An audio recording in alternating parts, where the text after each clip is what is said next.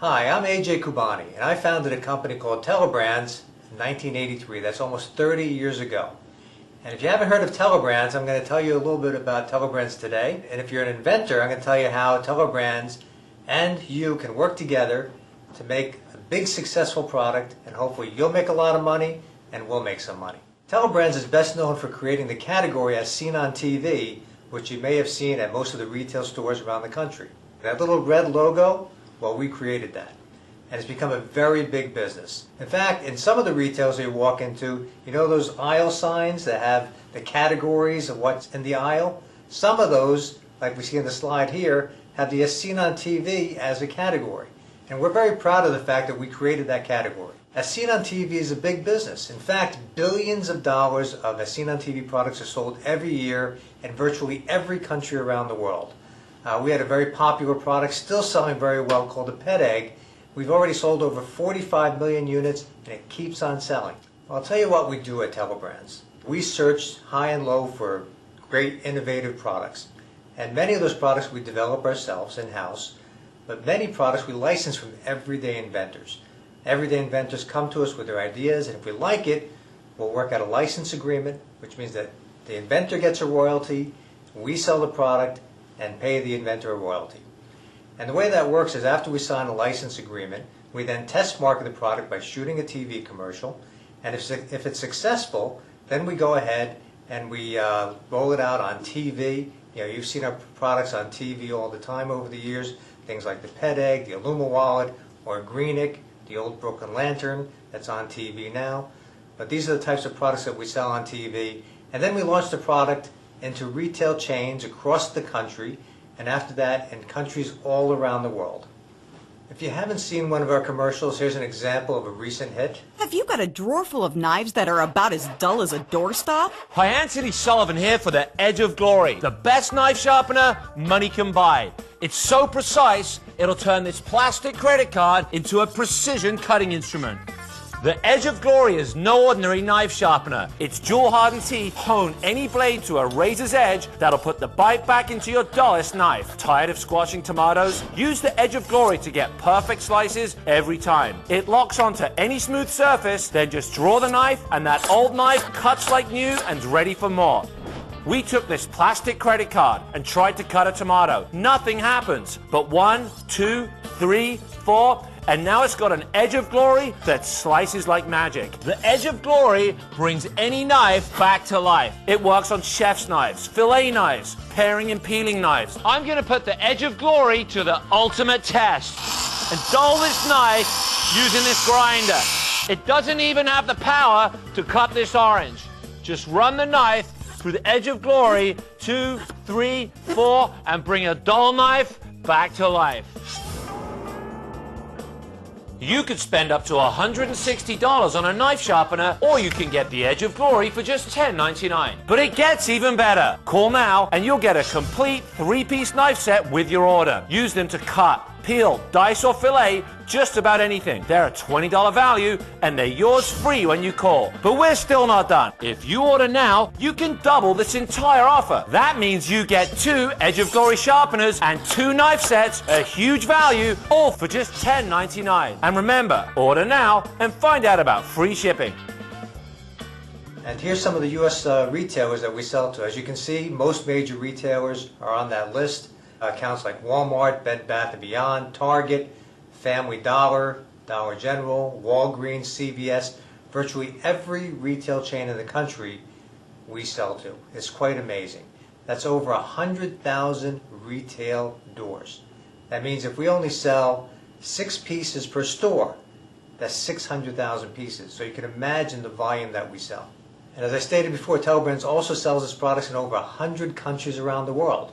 And here's a list of those countries, which more than doubles the volume that we sell in the United States. So that's an incredible amount of volume. Not only will your product be seen in the United States, but will also be seen all over the globe. Telebrands has been in business for nearly 30 years, and over the years we've come up with some major hits that many people remember. Here's just a few of them on this list. Products like Amber Vision, more recently the Windshield Wonder, Heeltastic, Slice-O-Matic, Plaque Blast, or Greenick. And you can see most of these products have sold over $100 million in sales each one. So that shows you that the power of, as seen on TV, the power of television, the power of telebrands, we put it all together, a lot of experience, we get the products all over the place, and we move big volume. So we meet inventors every day. So what do we expect from inventors? Well, one thing we don't want you to do is waste money, because we find a lot of inventors waste money. What you have to understand is that most inventions don't make money. By far, the majority of inventions don't make money, are not commercially viable, and no matter how passionate you are about it, the odds are stacked against you, and just remember that.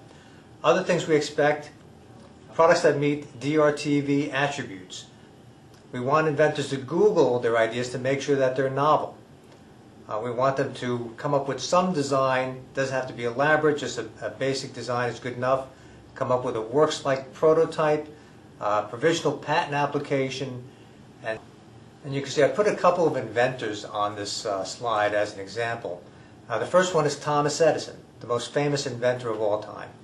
Thomas Edison has over 1,000 patents to his name. But if you really think about how many were commercially viable, this is to make a point. How many of the over 1,000 inventions that Thomas Edison had, one of the most successful inventors of all time. Thomas Edison had only a handful of commercially viable patents out of the thousands of that he invented. By the way, Thomas Edison made a fortune in his lifetime. Made a fortune on just a handful of patents. On the other hand, you have Nikola Tesla. Now, Nikola Tesla is most famous for inventing AC, alternating current, and magnetic transfer, and the Faraday principle. That's Faraday principle: when a magnet moves back and forth, it creates electricity. Brilliant guy. Tesla invested every penny he had into his inventions and died with no money. Even though he was a brilliant guy, he made zero on his inventions. Don't waste money. Most inventions are not commercially viable. You can see the picture here. People are burning their money, and I see this all the time. Inventors come in, they're passionate about their ideas, they love their ideas, and they invest everything they have. I've seen inventors take second mortgages, borrow money from friends, destroy their marriages, destroy their family, destroy their lives over their passion. And I want to warn you that no matter how much you love your invention, the odds are stacked against you. Most likely you're going to fail. So just think about that. So don't spend more money than you have. Very important. Spend what you can afford. And there's really an inexpensive way to go about this. You don't have to go through all the thousands or tens of thousands of dollars or hundreds of thousands of dollars that people tell you you have to spend. You know, if you go to one of these invention outfits, or you go to patent attorneys, they're going to charge you a lot of money. If you go to prototypers or factories or manufacturers, they're going to charge you a lot of money. So please don't go down that road if you can't afford to do it. You know, make sure whatever you spend, you can afford to lose it. Make sure your products meet the DRTV or seen on TV attributes. And I have a list of them here. Products that solve an everyday problem. You know, this is really important. You know, TV is a mass media. Mass media means that it reaches the masses, right? So we want the product to be mass appeal. We're not looking for niche products. Niche products like a ski-oriented product, or I like the bicycle ride, or maybe a new bicycle helmet. Those are very niche markets. We're looking for products that have broad appeal, like I showed you the Pet Egg. The Pet Egg removes calluses from your feet. Well, most people have feet, and most people have calluses on those feet. One reason it's such a big seller. Or the Illuma wallet, which is a big seller. Or the Edge of Glory, which you saw the commercial for, is a knife sharpener. Well, most people have dull knives. So it's very important that you come up with a mass appeal item for us. If you want to have a license from us, you should come up with a mass appeal product. Well, historically strong categories for us are products for the kitchen. You know, most people work around the kitchen, have to cook every day. They don't like doing it perhaps. Some people do. Some people love it. But any kitchen gadget that can save time, is innovative, is usually a good category for us. Another good category, and you can see these are all broad appeal. Cleaning. People have to clean. Personal care. The Pet Egg is a personal care item. The fitness category, as most of you know, has been an enormous category for DRTV or seen on TV. I mean, how many ab products have there been over the years? It seems like everybody wants a six-pack of abs. It's a big category. People want to be fit. We live in a culture where many people are obese and want to lose weight. So fitness is a great category. Storage, automotive, pets. Pets have been a huge category for us in recent years because over 60% of households have a pet. And people love their pets. And pets are actually a growing trend. People want to humanize their pets. And the pet category is exploding. It's over a $40 billion category, and we've had tremendous success in pet, starting with the Doggy Steps, and most recently with a product called Plaque Blast, which cleans pets' teeth. Perceived as being innovative. We want innovative products, but more importantly than innovative products is that people have to believe that they're innovative. And they don't necessarily have to be innovative. They can be perceived as being innovative. A perfect example, not in our business, but in business in general, is the iPod. And the iPod is an MP3 player. And long before the iPod came out, MP3 players were selling for 20 or 30 or 50 bucks. But Apple came out with the iPod, redesigned it, made it beautiful, made it very consumer friendly, came up with iTunes, where people can download music very easily, and improved the product, and made the MP3 player an innovative product. And as we all know, it turned Apple around and made it a huge success. Not readily available. For a product that a category is already readily available in mass retail, it's not for us. Long ago we used to say not available in stores because people won't respond to a TV commercial if they know it's readily available in retail stores. Exciting demonstration. TV is a visual medium, so we want as much visual excitement as possible. You saw in the Edge of Glory commercial where we took a credit card, sharpened the credit card, and cut a tomato. That's a visually exciting demonstration. Not essential, but if something is visually exciting about your product, it helps sell the product. We prefer a single SKU. That means we don't like too many colors or sizes. Now we do that sometimes. In the Luma Wallet we have several colors that we sell, and now in the Pet Egg we have several designs that we sell. But in order to sell a lot of product and get it on the store shelf, we really like to have a single SKU, which means a single style. When we first started selling the Pet Egg, it only came in white. Henry Ford, as you know, the story goes, we'll sell any color as long as it's black. All right, that's the way he started, and he sold lots of them. Mass appeal, big volume, it's easy to manage, easy to ship, and then later on in the product life cycle we may start to add some colors or sizes. Great value. Now you've all seen the commercials. We often cut the price in half, but wait, there's more, give a second away for free. The product has to be a tremendous value, and our best price point is between $10 and $20 because this is an impulsive business. People aren't sitting around on their sofa waiting to shop with credit card in hand. They see the commercial, get excited. We have to get them into a shopping mode right away. And one thing that gets them in that shopping mode is to offer an extremely attractive price point and then back it up with an extremely attractive offer. And that goes to the next point, which is retail price of $20 or less. That's preferred, not essential. We do sell products for more money than that, but that's the most popular impulsive price point. And that's what gets people to act impulsively and buy the product off of TV. The margin we typically look for is 80% plus gross margin. That means if we're selling a product for $20, it should cost us around $4. If we sell a product for $10, it should cost us around $2. We need that kind of margin because TV is a very expensive medium and it takes a lot of money. We spend millions of dollars in marketing these products, and that comes from the product margin. The next point, if we're going to sell product in mass, we need to manufacture it in mass. It means it has to be easy to manufacture. Products we like are the easiest products, things that are injected plastic or metal, not too complicated. We are the kings of low-tech.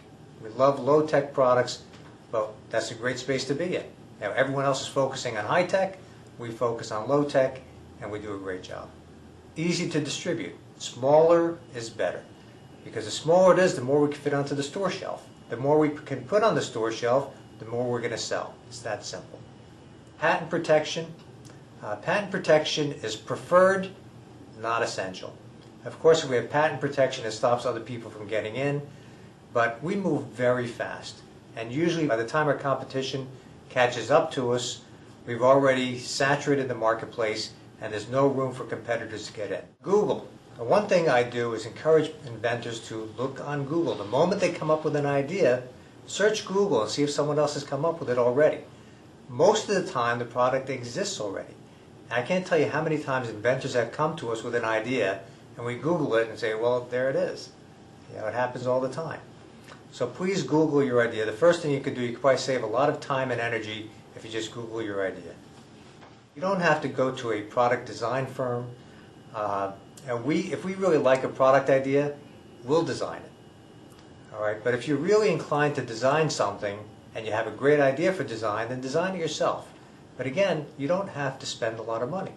You can draw this out on a piece of paper. If you don't know how to draw, find someone that knows how to draw, or do a rough drawing yourself. The next thing is, if you can, make a works-like prototype. I remember one invention we saw years ago was a product called the Go Duster. It was invented by a school teacher. He was on a very low budget. And there's a duster that spun around, and basically he just went out and found a rotating screwdriver and stuck a duster in it, used a little bit of duct tape, and he had his prototype. So for under $100 he made a prototype. And we look at products that are the full gamut, whether it's a very crude prototype, whether it's halfway in between, or if it's a completely finished product. Some people have gone through the effort of designing it, patenting it, and then going to the Far East or finding a local manufacturer and making finished products. And we license products in every single stage. Another thing I urge you to do is to file for a provisional patent application. Now this is very important. Many people will tell you that you have to go get a patent, a full-blown patent, before you can present your product to industry. Well, it's not true. Patent attorneys will charge you $5,000, $10,000, $20,000, $30,000 to apply for a patent. Well, if you just go to the USPTO, again that's USPTO.gov website, it stands for United States Patent and Trademark Office, you can file a provisional application yourself. And what that does for you is it gives you protection for 1 year. Your product, your idea is protected for 1 year until you file for a full-blown or ordinary patent application. So you can do it for $125 online. That's it. It's another thing that the school teacher did is he filed for a provisional patent application online. So now he spent maybe $50 for his prototype, $125 for his patent application, so he was in for $175, which was pretty good.